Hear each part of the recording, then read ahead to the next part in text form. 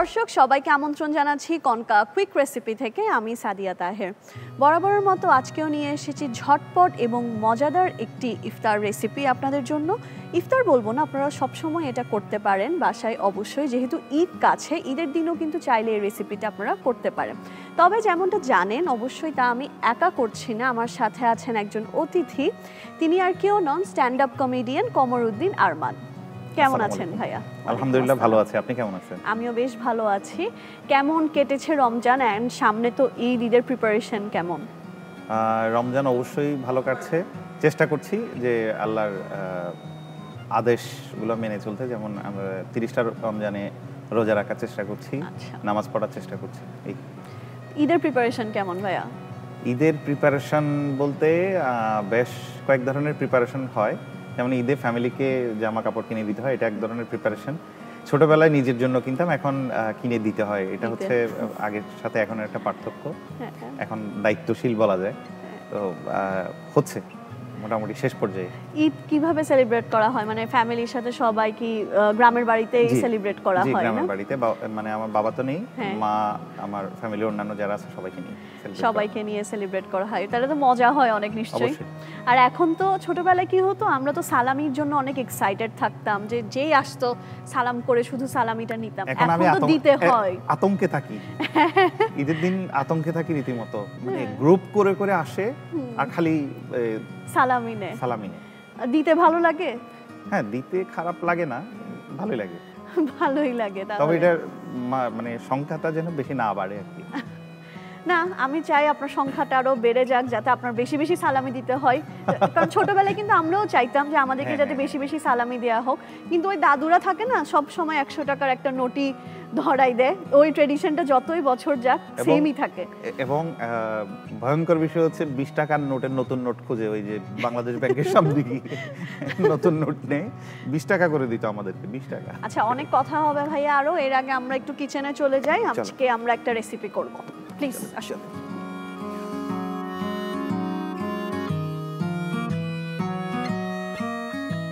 ভাইয়া যেমনটা বলছিলাম, একটা রেসিপি করে দেখাবো আজকে, কিন্তু রেসিপিটা আমরা করব কনকা রাইস কুকারে। বাহ! আজকে আমরা একটা দুধ লাউ করে দেখাবো, সাথে গাজরও থাকবে, যেটা সচরাচর আমরা খুবই সবাই পছন্দ করে থাকি। বাট আজকে রেসিপিটা করব আমরা কনকা রাইস কুকার ব্যবহার করে। দর্শক চলুন দেখে নিই দুধ লাউ করার জন্য আমাদের কি কি উপকরণ লাগছে।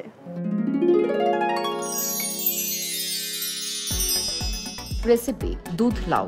উপকরণ: তরল দুধ 500 গ্রাম, সেদ্ধ লাউ 1 কাপ, ঘি 2 টেবিল চামচ, গাজর কুচি 1/3 কাপ, এলাচ 3টি, লবণ স্বাদমতো, গুঁড়ো দুধ 2 টেবিল চামচ, চিনি 2 টেবিল চামচ।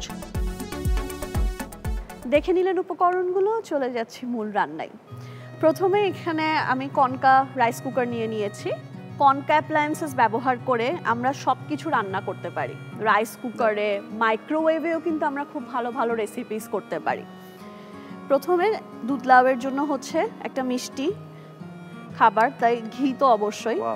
আমি এখানে একটু ঘি নিয়ে নিলাম,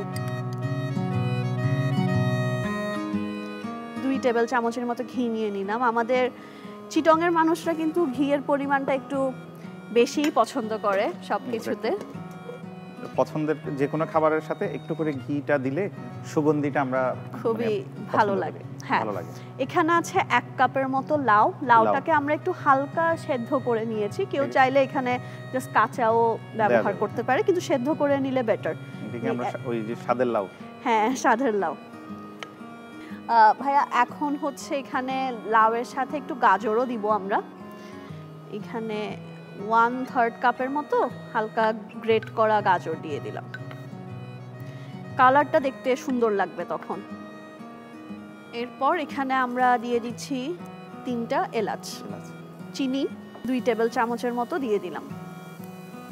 যেহেতু এখানে দুধও যাবে, তো 2 টেবিল চামচে আমাদের হয়ে যাবে। যারা একটু বেশি খায় তারা চাইলে বাড়িয়ে দিতে পারে।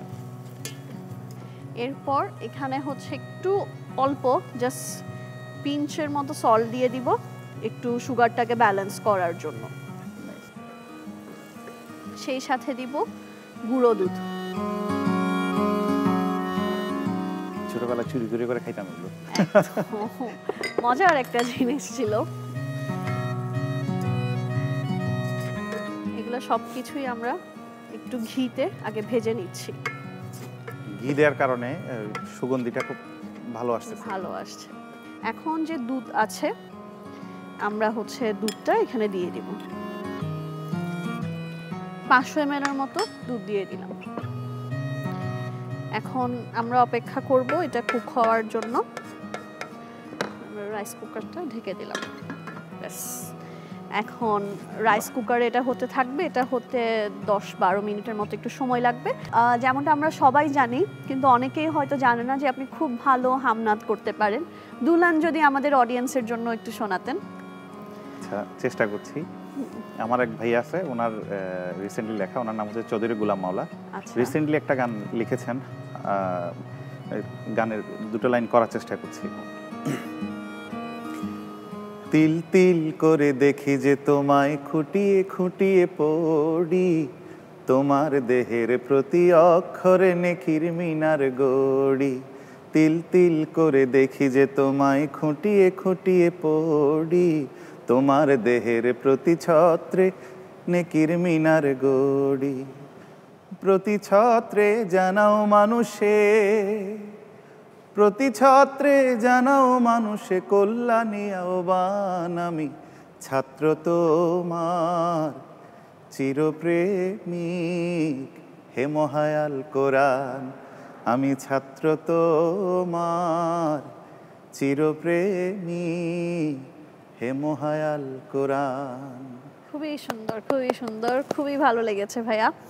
মানে আসলে আপনি কি এটা শিখেছেন নাকি নিজ থেকেই প্র্যাকটিসে করে হয়েছে? আমি আপনাকে প্রশ্ন করি, এই যে রান্নাগুলো করেন এগুলো কি শিখেছেন নাকি করতে করতে হয়ে গেছে? করতে করতে হয়েছে, বাট আমাদের তো প্রফেশনাল ভাবে তো একটু শিখতেই হয়। আমি অনেকটা তাই, করতে করতে হইছে। তবে কিছু বেসিক শিক্ষা আমি বিভিন্ন জায়গা থেকে গ্রহণ করার চেষ্টা করেছি। ভাইয়া এটা কিন্তু হয়ে গিয়েছে 10 মিনিট। এখন আমরা এটা বন্ধ করে দিচ্ছি। কুকিং প্রসেসটা শেষ। ধোঁয়া উঠতেছে, এত সুন্দর লাগতেছে, মাশাআল্লাহ। সুন্দর একটা সুগন্ধি আসতেছে।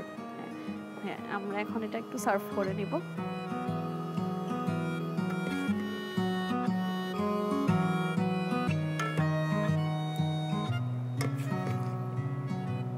কালারটা কত সুন্দর হয়েছে শুধুমাত্র ঘি দেওয়ার কারণে। ঘি আর গাজর এত চমৎকার কালার। ভাইয়া তৈরি হয়ে গেল মজাদার এই দুধ লাউ কনকা রাইস কুকারে। এটা কিন্তু গরম, তাই আমি আপনার হাতে না দিয়ে, এটা কিন্তু গরম একটু দেখলাম। এটা আপনি রেখে দিতে পারেন। রেখে দিচ্ছি, এরপরে আজানের পরপরই এটা খাওয়া স্টার্ট করবে। এবং অবশ্যই এটা কি দুইজনের হবে? হ্যাঁ, একটু কম হয়ে যেতে পারে, কারণ আমি একাই অর্ধেকের বেশি খাবো না। যেহেতু আপনি আজকে আমার অতিথি গেস্ট, তো অবশ্যই আপনিই খাবেন আগে। আচ্ছা, ধন্যবাদ আপনাকে। থ্যাংক ইউ ভাইয়া। দর্শক চলুন দেখে নিই দুধ লাউয়ের প্রস্তুত প্রণালীটি আরো একবার।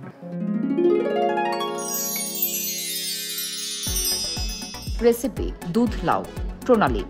প্রথমে রাইস কুকারে ঘি দিন, এরপর সেদ্ধ লাউ, গাজর কুচি, এলাচ, চিনি, লবণ এবং গুঁড়ো দুধ দিয়ে হালকা ভাজুন। ভাজা হয়ে গেলে তরল দুধ দিয়ে 10 মিনিট কুক করে নামিয়ে পরিবেশন করুন মজাদার দুধ লাউ। দর্শক দেখে নিলেন প্রস্তুত প্রণালী। থ্যাংক ইউ সো মাচ ভাইয়া, আপনি আমাদের জন্য সময় বের করেছেন, এসেছেন। খুবই ভালো লেগেছে একসাথে গল্প করে, আড্ডা দিয়ে, রান্না করে।